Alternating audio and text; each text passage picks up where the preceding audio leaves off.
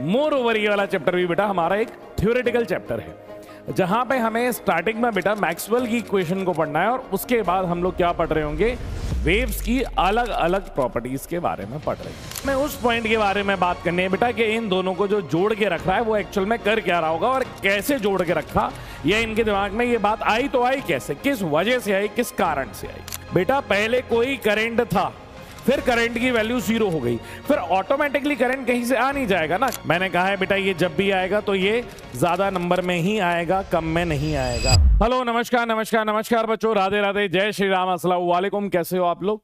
और मैं लेकर के आया हूं आपके पास एक बड़ा ही आसान, सिंपल और मोर ओवर ये वाला चैप्टर भी बेटा हमारा एक थ्योरेटिकल चैप्टर है, जहां पे हमें स्टार्टिंग में बेटा मैक्सवेल की इक्वेशन को पढ़ना है और उसके बाद हम लोग क्या पढ़ रहे होंगे, वेव्स की अलग अलग प्रॉपर्टीज के बारे में पढ़ रहे होंगे। तो शुरुआत करते हैं बेटा कि मैं आपको सबसे पहले क्या बताऊंगा बेटा, सबसे पहले अपन शुरुआत करेंगे मैक्सवेल्स इक्वेशन।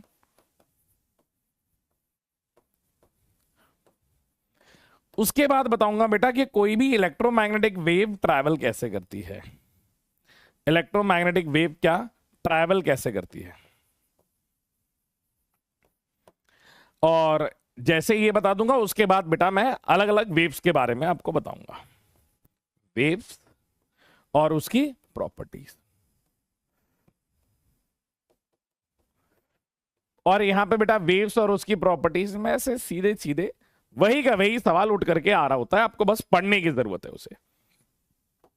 शुरुआत करते हैं बेटा, सबसे पहले तो हमारा क्या कि इलेक्ट्रोमैग्नेटिक वेव होता क्या है, पहले मैं आपको ये समझाता हूं, फिर मैं आगे की आपको कहानी बताऊंगा।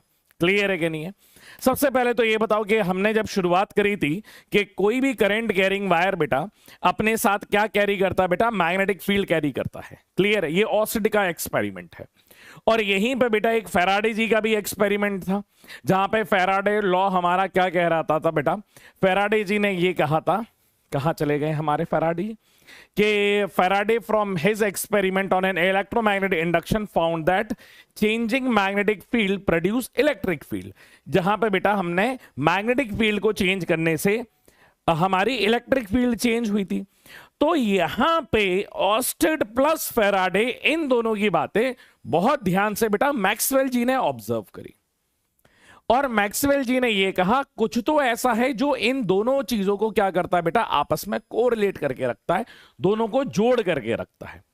अब हमें उस पॉइंट के बारे में बात करनी है बेटा कि इन दोनों को जो जोड़ के रख रहा है वो एक्चुअल में कर क्या रहा होगा और कैसे जोड़ के रखा, या इनके दिमाग में ये बात आई तो आई कैसे, किस वजह से आई, किस कारण से आई। Clear? At this time, Clerk Maxwell stated that magnetic field is not only product by electric but also the time varying electric field.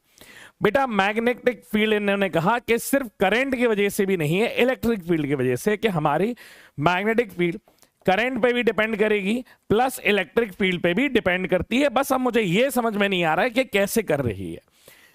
फिर उन्होंने कहा Maxwell formulate a set of equation involving electric and magnetic field and their sources, the change in current, the equation of Maxwell are given below.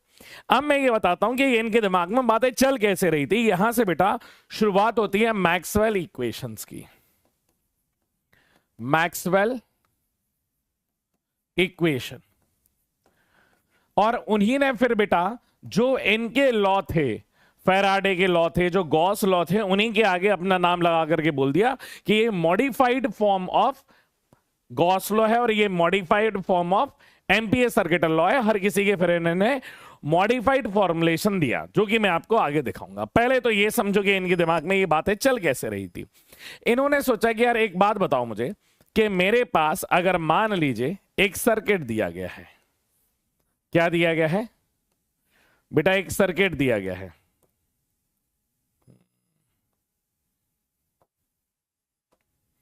बेटा ये क्या दिया गया है, जुड़ जाओ भाई। हाँ, ये एक सर्किट दिया गया है जहां पे ये हमारे पास क्या लगी हुई है बेटा, बैटरी। ये हमारे पास क्या लगी हुई है, बैटरी। और यहां पे बेटा हमारे पास क्या था, कैपेसिटर था। इस तरीके से बेटा क्या लगा दिया, पैरेलल प्लेट कैपेसिटर। बेटा ये कई बार पूछा गया है, जैसा डायग्राम, जो जो चीजें मैं इधर पे लिख रहा हूं वैसा डायग्राम वो चीजें आपको भी लिख करके मेंशन करनी है। ये बेटा पॉजिटिव है, ये नेगेटिव है। अब मैक्सवेल के दिमाग में ये चल रहा था कि अगर मैंने एक कैपेसिटर को यहां पे कनेक्ट किया है तो यहां पे क्या जा रहा होगा बेटा, करंट जा रहा होगा। यहां पे भी क्या जा रहा होगा, करंट जा रहा होगा। और यहां पे भी क्या जा रहा होगा, करंट जा रहा होगा। सर यहां पे इतने स्पेस में आप देखोगे तो एक गैप है, इसके बीच में क्या है बेटा, एक गैप है। और फिर इस गैप के बाद जैसे ही आगे जा रहा हूं तो मुझे क्या मिल रहा है बेटा, करंट मिल रहा है। तो अभी इन्होंने क्या बेटा, दो सेक्शन सोचे।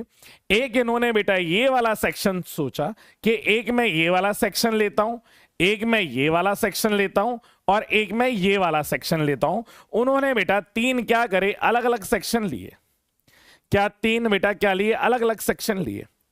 तीन अलग अलग सेक्शन में उन्होंने ये पाया कि यार इस पॉइंट पे तो मेरी करंट की वैल्यू आ रही है, यहां पे करंट मिल रहा है। इस सेक्शन के यहां पे भी करंट मिल रहा है। पर अगर इस पॉइंट पे बेटा करंट की वैल्यू देखूं तो करंट की वैल्यू क्या निकल के आ रही है बेटा, जीरो निकल के आ रही है। करंट की वैल्यू क्या निकल के आ रही है, जीरो निकल के आ रही है। अब इसी सेक्शन पे बेटा इन्होंने क्या लगाया बेटा, by Ampere's law. Ampere's law लगाया, जहां पे बेटा line integral of B dot DL is equals to mu naught I inside के बराबर है, आई के बराबर है। तो बेटा आपको पहले वाला ये वाला जो पार्ट था बेटा, फर्स्ट वाला पार्ट, वहां पे इनको करंट मिला। यहां पे इनको फर्स्ट वाले पार्ट में करंट मिला। फिर cyclic integral of B dot dl लगाया बेटा, यहां पे इनको म्यू नॉट, बेटा ये इसका क्या था, सेकंड वाला पार्ट था। सेकंड वाले पार्ट में बेटा करंट इनसाइड द लूप क्या हो गया, जीरो हो गया। तो ये सेकंड इक्वेशन हो गई। अब पहले करंट था, फिर करंट जीरो हो गया, मतलब अब करंट जीरो ही मिलना चाहिए ना बेटा। पहले कोई करंट था, फिर करंट की वैल्यू जीरो हो गई, फिर ऑटोमेटिकली करंट कहीं से आ नहीं जाएगा ना। कि अगर किसी वैल्यू कोई चीज बेटा एक बार खत्म हो चुकी है, आपने एक पेड़ का पौधा लगाया, पेड़ का पौधा बड़ा हो रहा था, फिर वो सूख गया। अब अगर वो पेड़ का पौधा सूख गया तो अब उस पेड़ को मर जाना चाहिए था, पर हमने कुछ टाइम बाद देखा तो फिर से वो ग्रो होने लगा। तो यार ऐसे कैसे पॉसिबल है। तो इनको लगा कि यहां पे अगर करंट जीरो हो चुका है, फिर आपने आगे चल करके थर्ड पार्ट पे देखा B dot DL is equal to mu naught I के बराबर। तो यहां पे बेटा उनको फिर से थर्ड इक्वेशन में क्या मिला, करंट मिला। तो यहां पे बेटा मैक्सवेल जी कहने लगे यार इधर पे तो कुछ गड़बड़ है, दया पता करो, क्योंकि एक बार अगर करंट की वैल्यू यहां पे अगर जीरो हो गई है तो दोबारा से मुझे करंट नहीं मिलना चाहिए था। फिर करंट क्यों मिल रहा है, क्यों मिल रहा है, क्यों, किस वजह से आ रहा है। अब यहां पे बेटा इन्होंने शब्द दिया किसका बेटा, इन्होंने यहां पे अपना लॉ दिया कि यार इधर पे बेसिकली जो करंट फ्लो हो रहा है, इधर पे बेसिकली जो करंट फ्लो हो रहा है वो दो प्रकार के करंट है। कितने प्रकार के करंट है बेटा, दो प्रकार के करंट है। एक आईसी है, दैट इज करंट बेटा, एक आईसी है जिसे हम बोल रहे हैं करंट इन कंडक्टर, और एक यहां पे क्या है बेटा, आईडी है जिसे हम क्या बोल रहे हैं बेटा, डिस्प्लेसमेंट करंट बोल रहे हैं। इसको क्या बोल रहे हैं बेटा, एक करंट इन कंडक्टर बोल रहे हैं और एक क्या बोल रहे हैं, डिस्प्लेसमेंट करंट। मतलब करंट इन कंडक्टर सर वही बेसिक फंडामेंटल है जहां पे आप आई की वैल्यू क्या बोलते हैं, आई सी बराबर बेटा D Q by D T. ये सर आई की वैल्यू है, इसमें कोई प्रॉब्लम नहीं है। मतलब कि आप जब यहां से चल रहे हो, ये जो वायर में बेटा जो करंट फ्लो होने वाला है, वायर के अंदर जो करंट फ्लो होने वाला है, इसे बेटा क्या कहते हैं, करंट इन कंडक्टर बोलते हैं। इसे क्या बोलते हैं बेटा, करंट इन कंडक्टर बोलते हैं। और ये जो खाली गैप आप देख रहे हो, ये जो खाली गैप देख रहे हो बेटा, यहां पे क्या है सर, ये खाली गैप में हमारा बना हुआ है कैपेसिटर। तो कैपेसिटर में क्या होता है कि यहां पे बेटा प्लस क्यू चार्ज होता है और यहां पे क्या होता है बेटा, माइनस क्यू चार्ज होता है।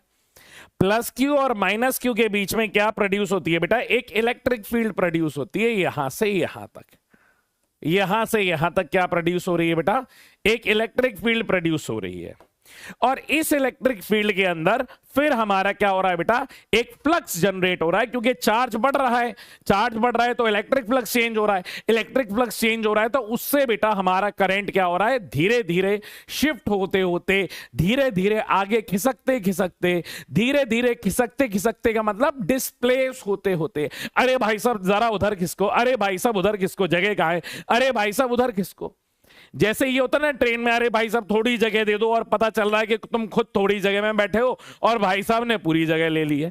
सेम बेटा यहां पे हो रहा है कि हमारा यहां पे जो करंट है वो बेटा धीरे धीरे डिस्प्लेस होते होते होते होते कहां की तरफ जा रहा है बेटा, आगे की तरफ जा रहा है, जिसको अपन ने किसका नाम दिया बेटा, डिस्प्लेसमेंट करंट का नाम दिया, जिसको हम क्या बोल रहे थे बेटा, आईडी, जो किसके बराबर हो जाएगा बेटा, change in flux, change in electric flux upon dt के बराबर होगा, कि ये हमारा सर जो आ रहा होगा डिस्प्लेसमेंट करंट, उसके आने का जो कारण होगा वो ये होगा। क्या इतनी बात बेटा समझ में आ रही है आपकी? क्या इतनी बात आपको क्लियर है? हाँ सर। जब बेटा ये वाली बात करेक्ट हो जाती है, इसमें एप्सिलॉन नॉट ऐसे लिख लो बेटा, इसको एप्सिलॉन नॉट एप्सिलॉन d∅dt, बेटा ये इसके बराबर आता है। क्लियर है कि नहीं है? अब यहां पे बेटा आप देख सकते हो कि अब आप जब मॉडिफाइड फॉर्म लिखोगे, मॉडिफाइड फॉर्म ऑफ मैक्सवेल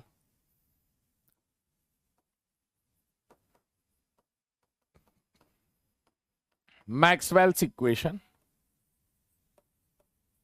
तो उन्होंने क्या बोला, अगर इसके मॉडिफाइड फॉर्म की बात हो रही होगी तो हम ये कहेंगे कि cyclic integral of B dot D L is equals to, क्या आ जाएगा यहां पे बेटा, mu naught times of I inside, मतलब अब यहां पे बेटा current in conductor plus I D के बराबर होगा बेटा, इन दोनों का कॉम्बिनेशन निकल के आता है।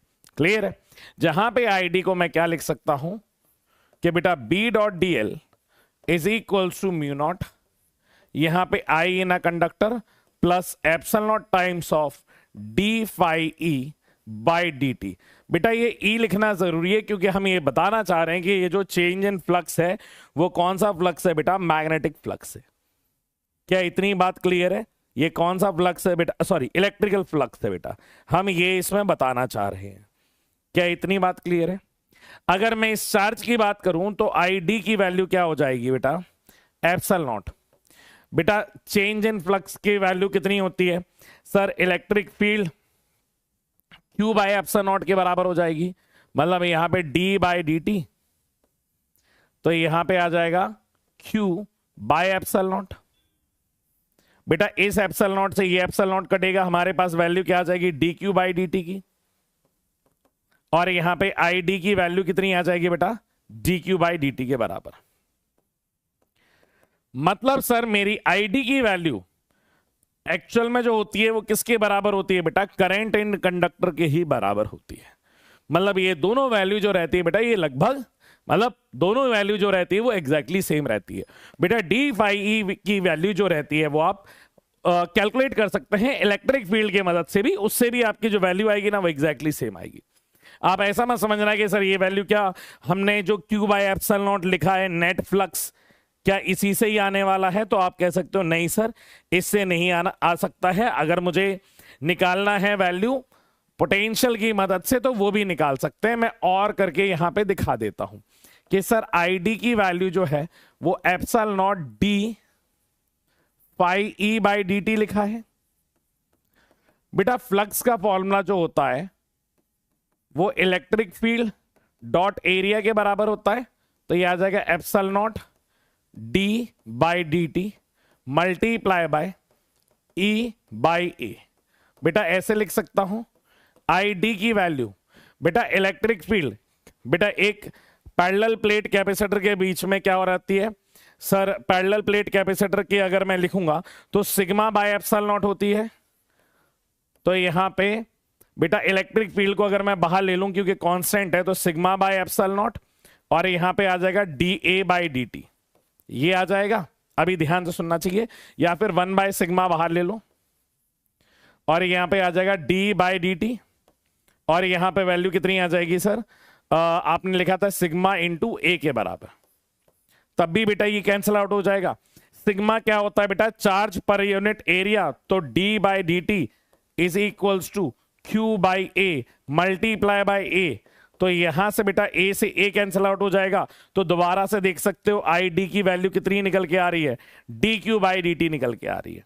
अगर बेटा आप इलेक्ट्रिक फील्ड की भी वैल्यू रख दोगे ना, तब भी ये सेम ही रिलेशनशिप यहां पे निकल के आएगा, तब भी ये सेम ही रिलेशनशिप निकल के आएगा।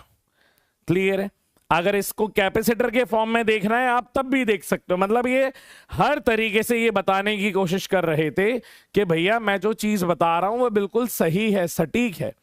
क्या बेटा यहां पे अभी हमने लिखा d/dt ऑफ फाई इंटू ई के बराबर, तो यहां पे एप्सिलॉन नॉट d/dt, क्या यहां पे सर e इंटू ए के बराबर आ जाएगा, तो यहां पे id की value epsilon not into E multiply by, नहीं बेटा ए बाहर लेता हूं मैं, ए बाहर लिया, यहां पे क्या आ जाएगा d/dt, और यहां पे क्या आ गई बेटा इलेक्ट्रिक फील्ड। बेटा यहां पे id बराबर epsilon not A multiply by d/dt, क्या बेटा इलेक्ट्रिक फील्ड का जो फॉर्मूला होता है वो पोटेंशियल डिवाइडेड बाय लेंथ होता है, that mean separation between them. अगर मैं d को बाहर ले लूं तो ये वैल्यू आ जाएगी epsilon not a/d multiply by बेटा यहां पे आ जाएगा dv/dt। यहां पे भी आप देख सकते हो कि id बराबर बेटा एप्सिलॉन नॉट a/d, क्या ये कैपेसिटेंस के बराबर है, that is equals to dv/dt के बराबर होगा। मतलब आपको जितने तरीके से देखना है आप इसको उतने तरीके से देख सकते हो। ये वैल्यू जो है बेटा ये इसी तरीके से सेम आएगी, आप आराम से देख लीजिए। ठीक है, अब इसी चीज का बेटा यह स्टेटमेंट दिया गया है। अब इन्होंने जैसे ही बेटा इलेक्ट्रिक फील्ड को मॉडिफाई किया, उसी तरीके से फिर उन्होंने गॉस के टर्म्स में भी बोला, फिर उन्होंने एम्पियर्स लूप के बारे में बोला, फिर चारों के चारों जहां जहां इलेक्ट्रिक फील्ड और जहां जहां मैग्नेटिक फील्ड, इन दोनों के रिलेशनशिप आ रहे थे, वो सारे के सारे रिलेशनशिप इन्होंने चेंज करे। बेटा पहला वाला जो रिलेशनशिप था वो इन्होंने दिया E.ds दैट इज Q/E0 के बराबर था।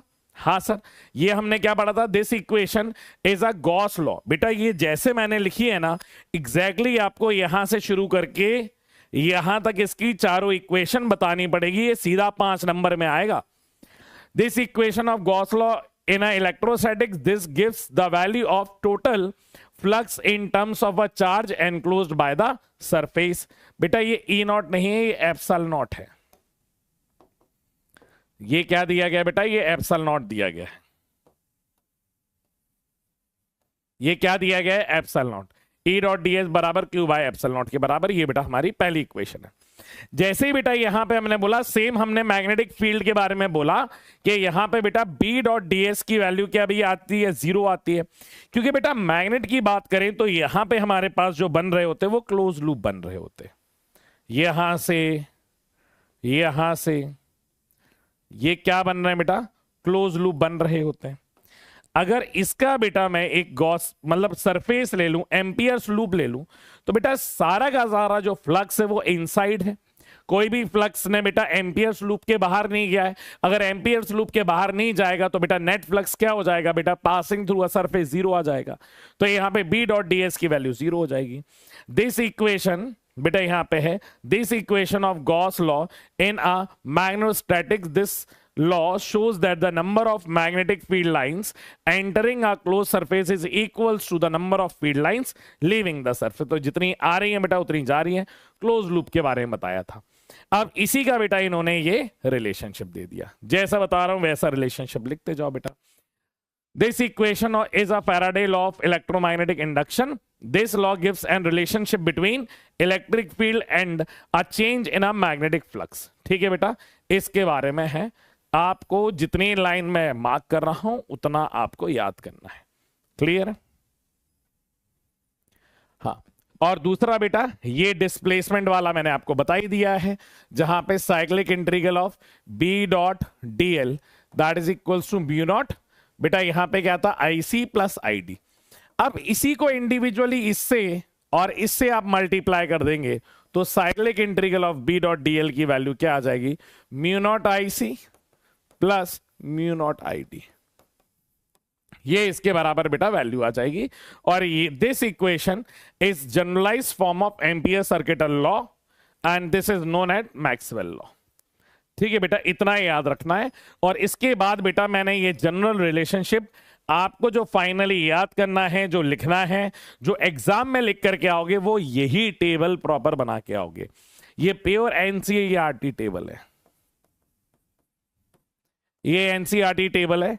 इसी तरीके से आप तीनों के फॉर्म लिखोगे और इस तरीके से बेटा आपको लिख करके आनी है। ये गॉस के लिए हो गया, ये मैग्नेटिज्म के लिए हो गया, ये फैराडे के लिए हो गया और ये एम्पियर्स लॉ के लिए हो गया। इसी तरीके से बेटा आपको लिखनी है। क्लियर है? अब मैं इलेक्ट्रोमैग्नेटिक वेव के बारे में बताता हूं। पहले तो आप ये समझिए बेटा कि इलेक्ट्रोमैग्नेटिक की जो बात निकल के आई वो कुछ इस तरीके से निकल के आई कि बेटा ये हमारा क्या दिया गया है, अर्थ दी गई है। ये हमारी क्या दी गई है बेटा, ये अर्थ दी गई है। और ये अर्थ में अगर मैं यहां पे देखूं तो ये अर्थ में हमारे पास क्या है सर, इस पॉइंट से तो एटमॉस्फेयर शुरू हो रहा है। इस पॉइंट से क्या हो रहा है बेटा, एटमॉस्फेयर शुरू हो रहा है।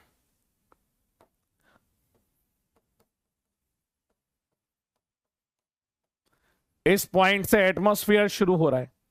अगर इस पॉइंट से एटमॉस्फेयर शुरू हो रहा है मतलब हमारा जितना भी मीडियम हमें मिलने वाला है वो यहां से मिलने वाला है। मतलब इससे पहले हमें किसी भी प्रकार का मीडियम नहीं मिलेगा। ठीक है सर? अगर हम ध्यान से देखें, क्योंकि सबसे पहले बेटा हमारे दिमाग में यही आया था कि जैसे ये हमारा सन दिया गया है, ये हमारा सन दिया गया है, तो सन से बेटा ये जो वेव आ रही है, ये जो लाइट आ रही है हमारे पास, ये हमारे तक ट्रैवल करते हुए कैसे आ रही है, हमें ये सोचने पे इसने मजबूर कर दिया था। तो पहले तो न्यूटन ने अपने लॉ दिया। न्यूटन ने बोला कि यार यहां पे क्या एक छोटे छोटे पार्टिकल्स होते हैं और इन पार्टिकल्स को बेटा उन्हें कॉर्पस्क्यूल्स कहे थे, जो कि आप डुअल नेचर में डिटेल में पढ़ेंगे, एक के बाद एक क्या क्या थ्योरी आती रही लाइट के लिए। अभी जानने के लिए ये इंपॉर्टेंट है कि हमारे पास क्या हो रहा था बेटा, जब वेव ट्रैवल हो रही थी ना, तो यहां पे एक छोटे छोटे क्या थे बेटा, पार्टिकल्स थे। इन छोटे छोटे पार्टिकल्स को उन्होंने क्या बोला था बेटा, इन छोटे छोटे पार्टिकल्स को उन्होंने बोला था कॉर्पस्क्यूल। और उन्होंने ये कहा था कि हमारे सन के बीच में या यूनिवर्स में हमारे पास एक ऐसा मीडियम है जिसको अपन क्या कहते हैं, ईथर कहते हैं।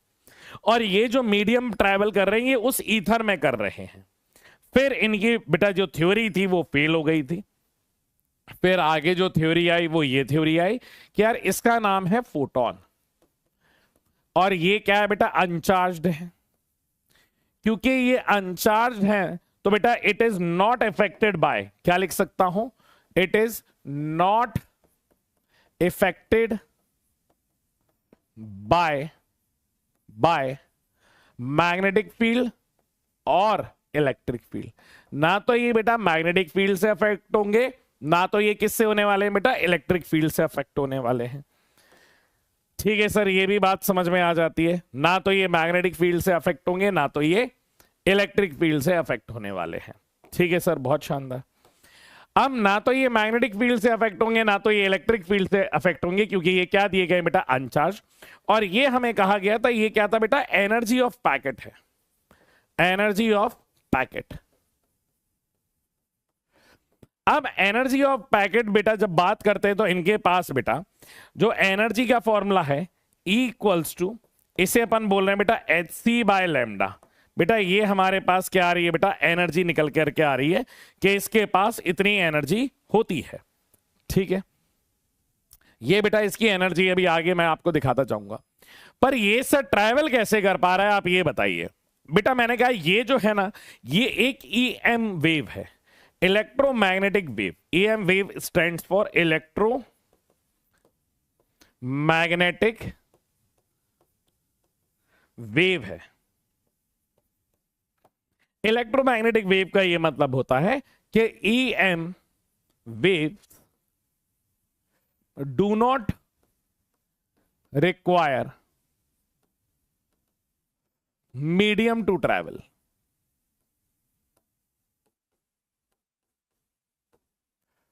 बेटा इसको किसी भी प्रकार के मीडियम की रिक्वायरमेंट नहीं होती ट्रैवल करने के लिए। ठीक है सर, और यहीं पे बेटा this wave is not affected by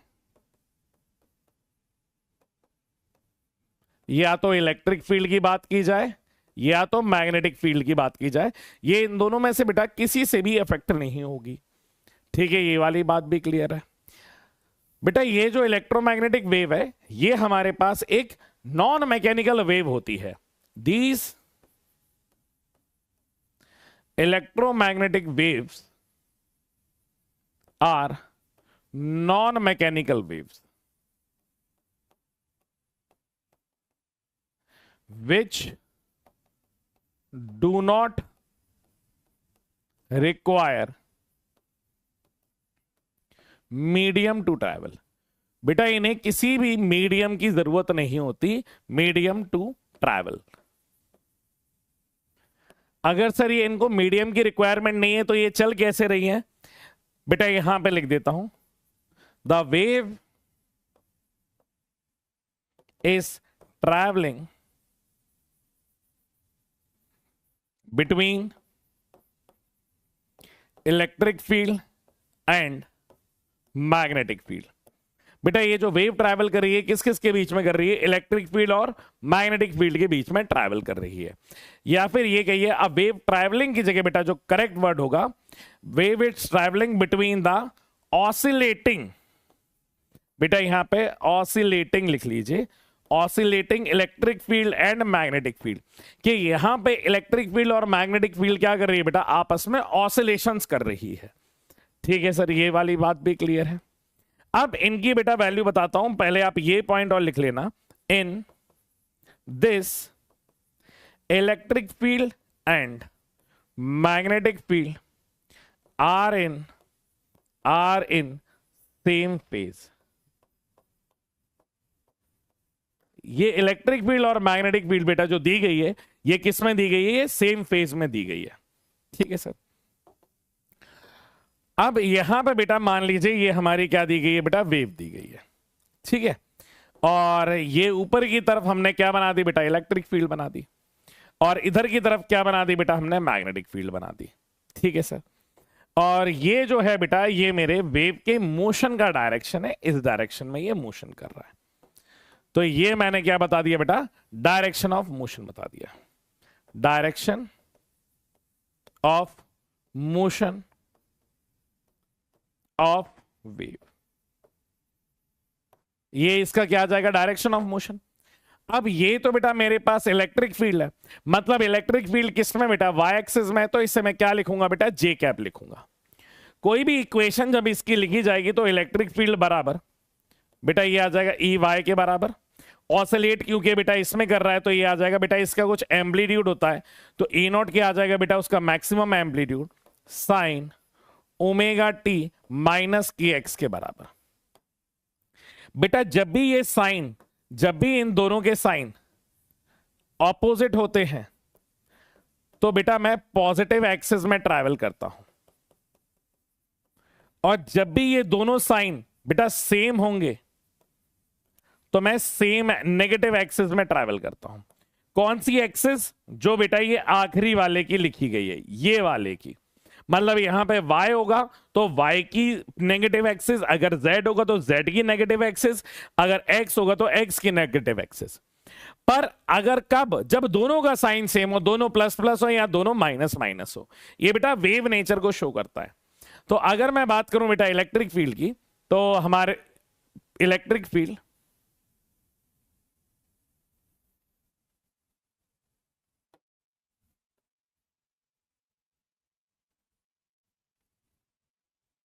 बेटा इलेक्ट्रिक फील्ड हमारी इस तरीके से जा रही होती है।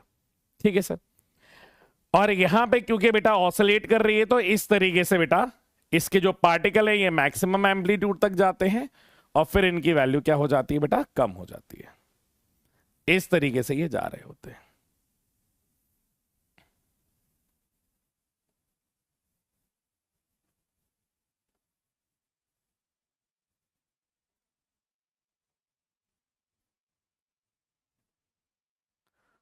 बेटा ये इस तरीके से जा रहे होते। और वहीं पे अगर मैं बात करूं मैग्नेटिक फील्ड की, तो मैग्नेटिक फील्ड बेटा कुछ इस तरीके से होती है।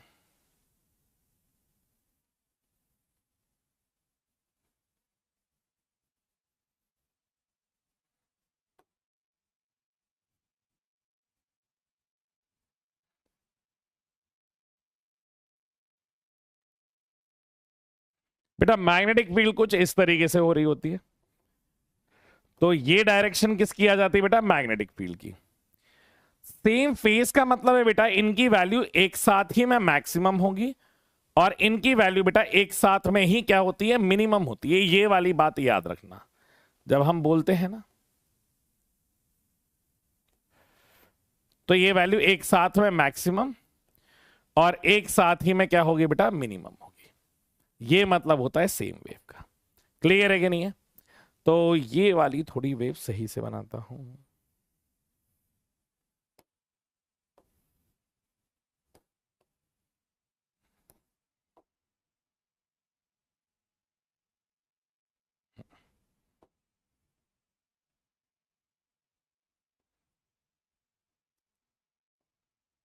हाँ, तो ये बेटा कौन सी है हमारी, ये वाली फील्ड हो जाती है मैग्नेटिक फील्ड। मैग्नेटिक फील्ड की इक्वेशन अगर लिखूंगा तो बेटा मैग्नेटिक फील्ड किसके अलोंग जा रही है बेटा, जेड एक्सिस के।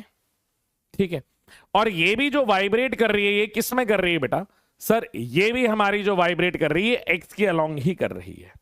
तो यहां पे आ जाएगा बेटा हमारे पास ई जेड बराबर बी नॉट, यहां पे साइन ओमेगा टी माइनस के एक्स, क्योंकि तभी तो बोला ये दोनों क्या रहेंगे बेटा, सेम फेज में रहेंगे। और ये बेटा direction of motion of wave है, मतलब इसको हम क्या कह सकते हैं बेटा, वेव वेलोसिटी भी कह सकते हैं। इसको हम क्या कह सकते हैं बेटा कि ये वेव की क्या है, वेलोसिटी है बेटा इस डायरेक्शन में। वेव की वेलोसिटी जो है बेटा that is in this direction, ये हम कह सकते हैं v से। और यही वेव की जो डायरेक्शन रहेगी that is equals to E vector cross B vector के बराबर होती है बेटा, ये इसकी डायरेक्शन हो जाएगी। क्लियर है? ये इंपॉर्टेंट पॉइंट्स है बेटा कुछ वेव्स के बारे में जो आपको अच्छे से याद रखने पड़ेंगे। क्या इतना क्लियर है?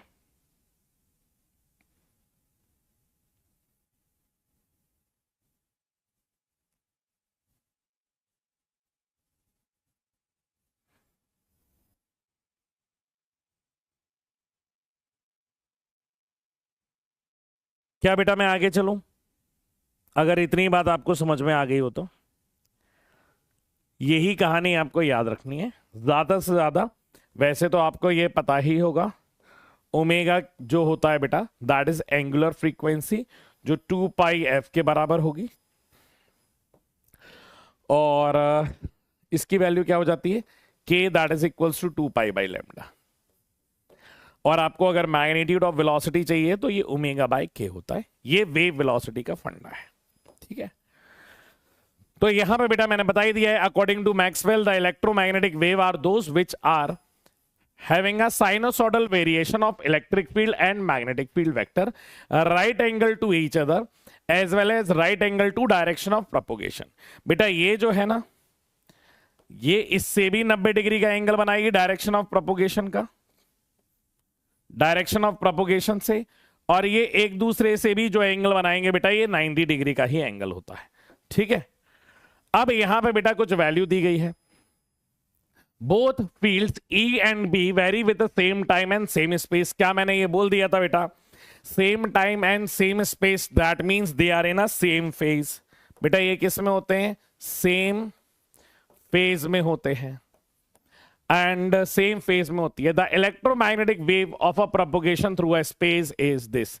बेटा ये जो हमारी EM वेव होती है ये ट्रैवल करती है बेटा speed of light, speed of light जिसे अपन किससे डिनोट करते हैं, C से डिनोट करते हैं। किससे डिनोट करते हैं बेटा, अपन C से डिनोट करते हैं, और इस C की वैल्यू होती है 3 × 10⁸ मीटर पर सेकेंड। और बेटा ये कैसा ट्रैवल कर रहा होता है, ये स्ट्रेट लाइन में ट्रैवल करता होता है। अभी ये देख लो, Maxwell also found that the electromagnetic wave should travel in a free space with a speed given by. बेटा अगर मेरे पास फ्री स्पेस है, फ्री स्पेस है मतलब यूनिवर्स हो गया, यह हमारा वैक्यूम है। ठीक है, या कंसिडर करने को बेटा एयर भी कंसिडर कर लेते हैं, जहां पे C की वैल्यू जो आती है 1/रूट times of mu naught into epsilon naught के बराबर होता है। परमिएबिलिटी एंड परमिटिविटी, ठीक है, नॉट लगाए मतलब किसकी बात कर रहे हैं बेटा, फ्री स्पेस की। आप यहां पे देख ले सकते हो बेटा, mu naught and epsilon naught are the permeability and permittivity of the free space. क्या आपको ये पॉइंट नजर आ रहा है? और म्यू और एप्सिलॉन की वैल्यू आप जानते हो। अगर यही चीज किसी मीडियम में हो जाएगी बेटा, यही चीज इन केस ऑफ मीडियम की बात करेंगे तो मीडियम के केस में बेटा ये जो स्पीड होती है दैट इज 1/रूट टाइम्स ऑफ म्यू और एप्सिलॉन के बराबर हो जाएगा, जहां पे म्यू जो रहता है बेटा that is permeability of medium आ जाएगा, और यहां पे बेटा जो एप्सिलॉन सिर्फ आप लिख रहे हैं दैट इज परमिएबिलिटी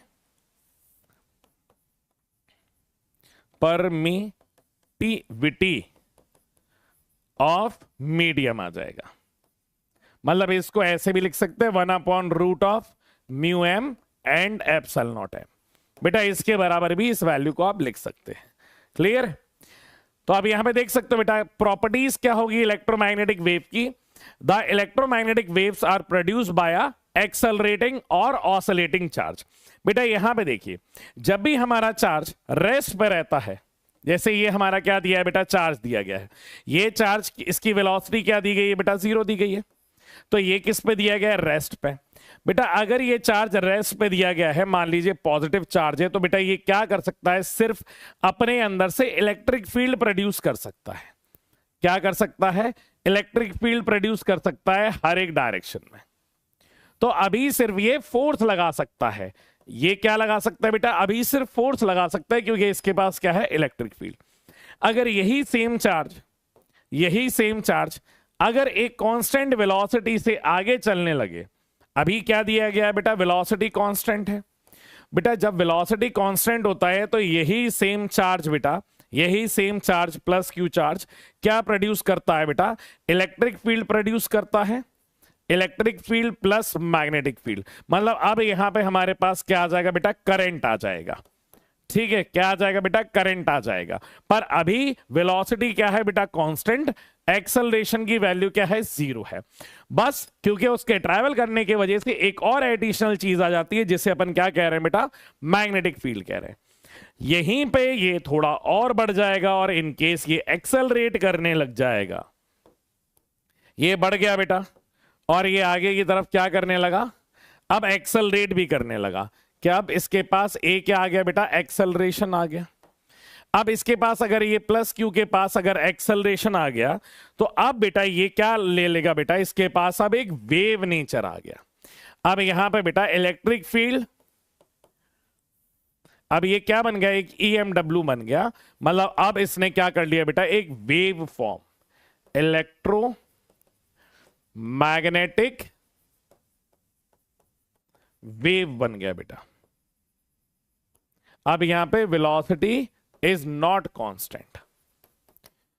तो बेटा इस तरीके से ये अलग अलग 3 सिचुएशन में या 3 कैटेगरीज में अपने आप को डिवाइड कर देता है। तो यहां पे लिख सकते हो the electromagnetic waves are produced by accelerated और ऑसिलेटिंग चार्ज की वजह से। ठीक है सर। दूसरा, the electromagnetic wave does not require any medium to travel. बेटा इसके बारे में मैं आपको कह ही चुका हूं। Third, these waves are travels in a free space with a speed इतना that is equals to speed of light। क्या बेटा ये भी पॉइंट मैं आपको बता ही चुका हूं। और ये मेरे पास क्या आ जाएगा बेटा, सर ये स्पीड ऑफ लाइट की वैल्यू आ जाएगी। ठीक है सर। अब बेटा डायरेक्शन की बात मैं आपको कर ही चुका हूं, बस ये आप उसमें लिखते जाएंगे। The electromagnetic wave are the sinusoidal variation wave of both electric field and magnetic field occur. ठीक है, simultaneously as the result they attain maximum and minimum value at the same place at same time. बेटा same place same time का ये मतलब है कि ये दोनों अपने आप में किस में बेटा, सेम फेज में है। ये किस में बेटा, अपने आप में सेम फेज में दिए गए हैं। The amplitude of electric field and the magnetic field in free space are related by. बेटा यहां पे अगर आपको वैल्यू चाहिए तो E की वैल्यू आप ऐसे भी निकाल सकते हो। बेटा यहां पे C स्पीड ऑफ लाइट बराबर E0 अपॉन B0 के बराबर हो जाता है। किसके बराबर बेटा, E0 अपॉन B0 के बराबर हो जाएगा। ये भी आपको याद रखना है। E0 क्या है बेटा, इलेक्ट्रिक फील्ड का मैक्सिमम एम्पलीट्यूड, E मैक्सिमम, और B0 क्या है बेटा, मैग्नेटिक फील्ड का मैक्सिमम एम्पलीट्यूड, जिसे आप E0 और B0 से रिप्रेजेंट कर रहे हैं। तो स्पीड ऑफ लाइट बेटा E naught upon B naught के बराबर भी हो जाती है। The equation of electric field and the magnetic field varying with the sinusoidal, बेटा ये दोनों मैंने आपको बता दी है। क्लियर है। अब ये जो है बेटा ये नेगेटिव एक्सिस में जा रहा है क्योंकि दोनों क्या है बेटा पॉजिटिव है। आप याद करिए रखिएगा ये वाला पार्ट ऊपर वाले का और नीचे वाले का जो रहेगा बेटा इलेक्ट्रिक फील्ड और मैग्नेटिक फील्ड जब हम बोल रहे हैं सेम फेज में है तो ये दोनों पार्ट जो रहेंगे वो सेम रहेंगे। क्लियर है कि नहीं है, इसका ये मतलब होता है। अगली बेटा इसी के बारे में बात करें, the direction of variation of electric and magnetic field vector are perpendicular to each other as well as perpendicular to the direction of propagation of wave। बेटा एक दूसरे के परपेंडिकुलर होता है और डायरेक्शन जिस डायरेक्शन में जा रहा होता है उससे भी क्या रहेगा बेटा सेम डायरेक्शन में रहेगा। Therefore electromagnetic wave are transverse in nature like light wave। Sir transverse wave कौन सी होती है बेटा? ट्रांसवर्स वेव हमारे पास दो प्रकार की वेव होती हैं। ट्रांसवर्स वेव बेटा वो होती है जहां पे वेव जिस डायरेक्शन में प्रोपोगेट कर रही है वेव वेलोसिटी उसके परपेंडिकुलर डायरेक्शन में अगर मेरे पार्टिकल्स वाइब्रेट कर रहे हैं तो इस वेव को मैं बोलता हूं ट्रांसवर्स वेव। क्या बोलता हूं इसको बेटा मैं? Transverse wave. और अगर बेटा जैसे हमने पढ़ा हुआ है साउंड जो ट्रैवल करता है वो कंप्रेशन और रेयर फ्रैक्शन से करता है, तो ये मान लीजिए बेटा ये रेयर फ्रैक्शन है, ये रेयर फ्रैक्शन है और ये क्या हो गया बेटा? ये पास पास में अगर हमारे मॉलिक्यूल है तो ये कंप्रेशन हो गया। फिर क्या आ जाएगा? रेयर फ्रैक्शन और फिर आ जाएगा बेटा हमारा कंप्रेशन। तो इस तरीके से बेटा जब ये जा रहे होंगे ये रेयर फ्रैक्शन हो गया, ये कंप्रेशन, ये रेयर फ्रैक्शन, ये कंप्रेशन और ये direction of velocity of wave. तो ये वाली जो वेव कहलाती है ना बेटा, this wave is known as longitudinal wave whereas this wave is known as transverse wave. तो ये बोल रहा है कि हमारी जो इलेक्ट्रोमैग्नेटिक वेव होती है बेटा वो कैसी नेचर की होती है? वो ट्रांसवर्स नेचर की होती है। The electromagnetic wave carry energy which is divided equally in magnetic field and electric field। इधर पे बेटा जो वेव रहती है वो इलेक्ट्रिक फील्ड और मैग्नेटिक फील्ड में क्या रहती है बेटा? आधी आधी डिवाइडेड हो जाती है। The electromagnetic wave carry divided equally, बराबर से डिवाइड हो रही है इलेक्ट्रिक फील्ड में और मैग्नेटिक फील्ड में। ठीक है। In vacuum the average energy density U E and average magnetic density U B, बेटा ये इसका फॉर्मूला है कि यहां पे अगर एनर्जी की बात करेंगे इन टर्म्स ऑफ बेटा किसके टर्म्स में? इलेक्ट्रिक फील्ड में, तो half epsilon not E square के बराबर होगा। और यही एनर्जी अगर मैग्नेटिक फील्ड के बराबर में होगा तो बेटा यहां पे B square upon 2 times of mu naught के बराबर होगा।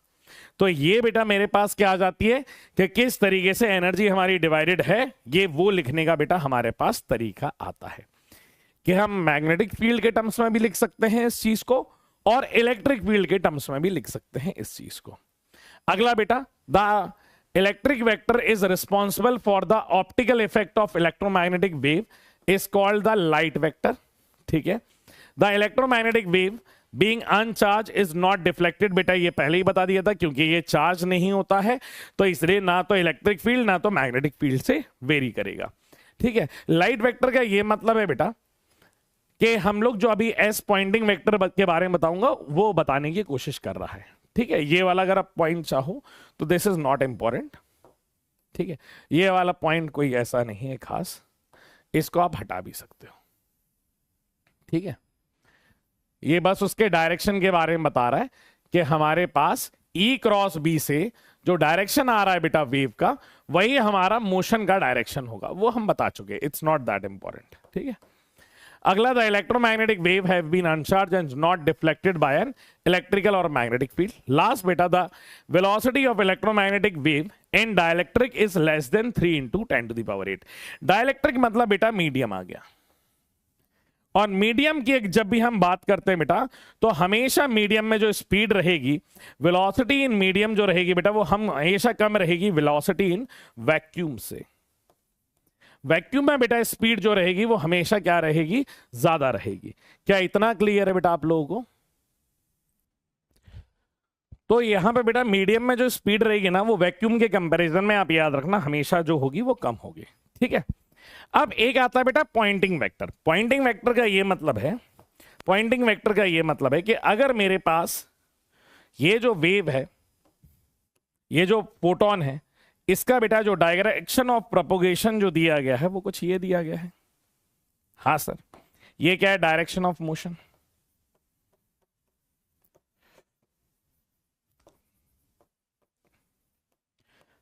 अब पॉइंटिंग वेक्टर का बेटा बेसिक मतलब ये होता है कि हमारी जो इलेक्ट्रोमैग्नेटिक वेव जा रही है वो पर यूनिट एरिया में से पर सेकंड में से कितनी वेव पास हो रही है उसे कहते हैं पॉइंटिंग वेक्टर।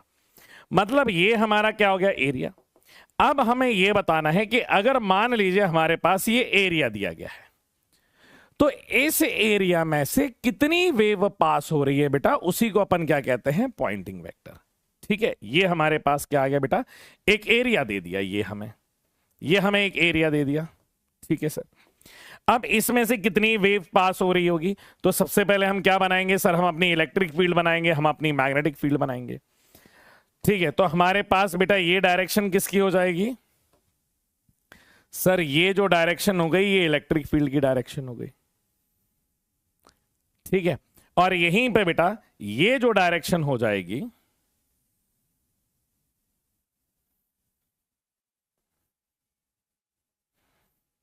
ये जो डायरेक्शन हो जाएगी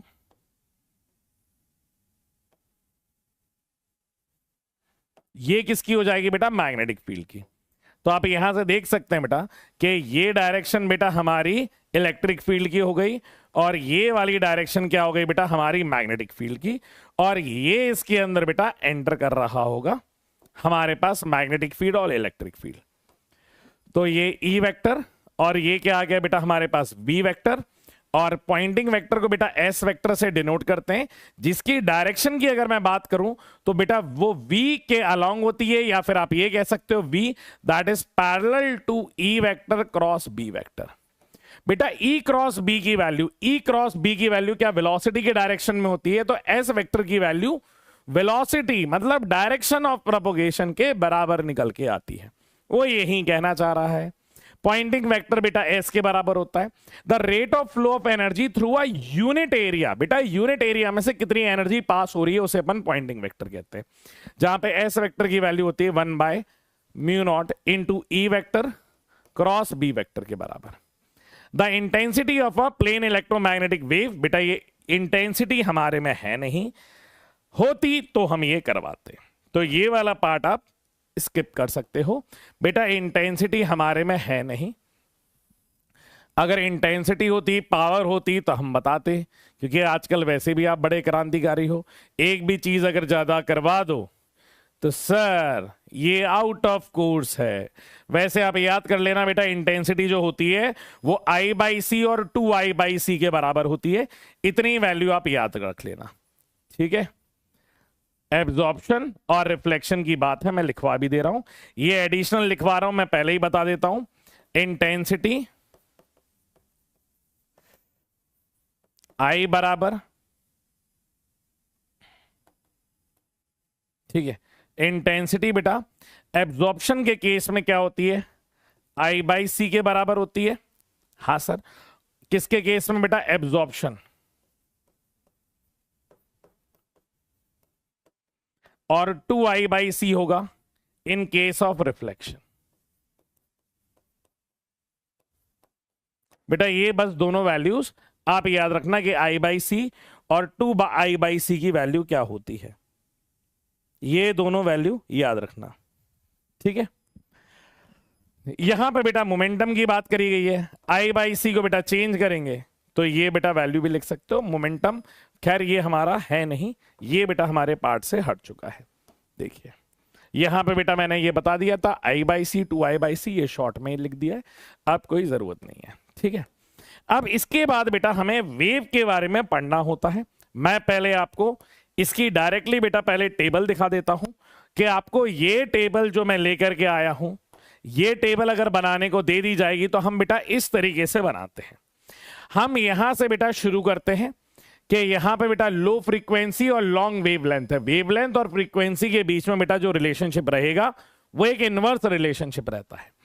यहां पे टाइप ऑफ वेव बेटा रेडियो वेव से शुरू होता है, फिर कहां से अपन जनरेट करेंगे या कहां अपन को मिल रहा होगा, सोर्स आ जाएगा, फिर डिटेक्ट कैसे करेंगे, उसकी वेवलेंथ क्या है, काम क्या है और दिक्कतें क्या क्या है, ये सारी बेटा यहां पे लाइन से लिखी हुई है।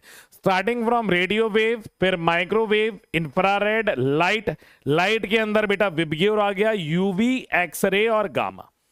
रेडियो की बात करें तो बेटा इलेक्ट्रॉनिक डिवाइसेस है, कहां डिटेक्ट किया जाता है बेटा, इलेक्ट्रॉनिक सर्किट। इसकी रेंज बेटा 1 किलोमीटर से लेकर के 1 मीटर तक होती है, कम्युनिकेशन टेलीविजन में इस्तेमाल की जाती है और सेफ होती है बेटा।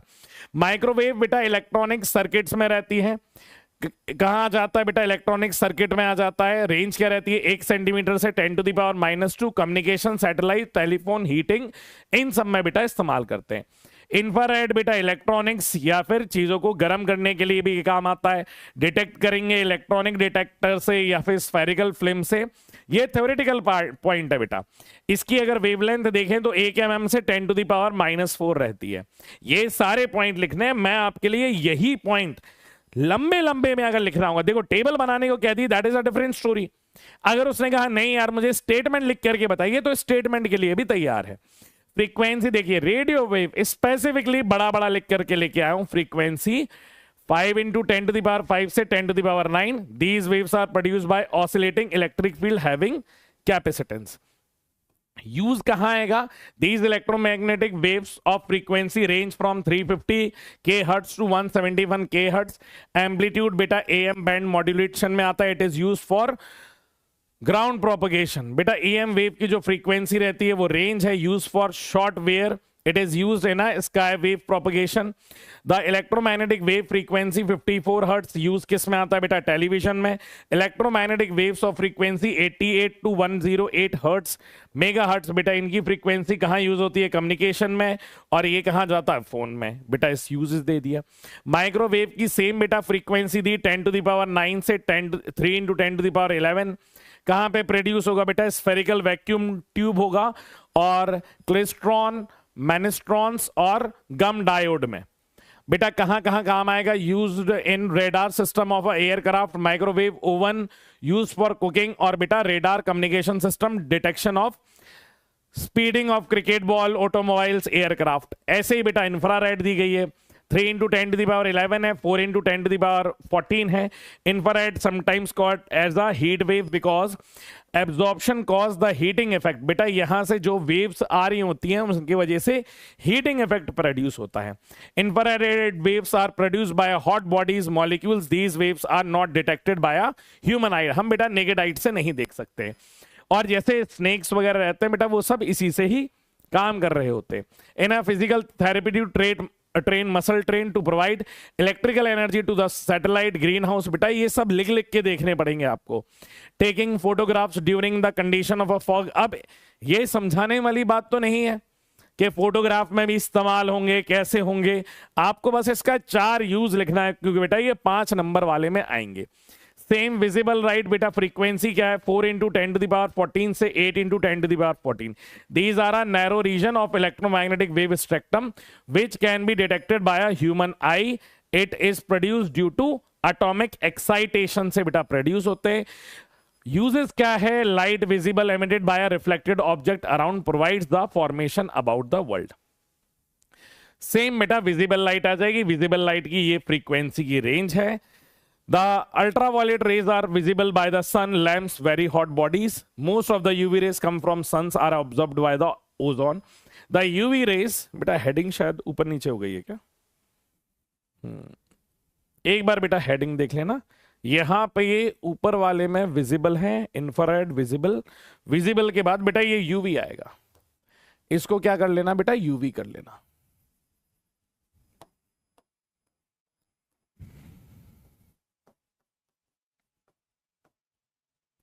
अल्ट्रावायलेट रेस बेटा, इसको अल्ट्रावायलेट रेस कर लेना। ये अल्ट्रावायलेट रेस बेटा कहां कहां काम आता है। The ultraviolet rays have large production and harmful effect on human.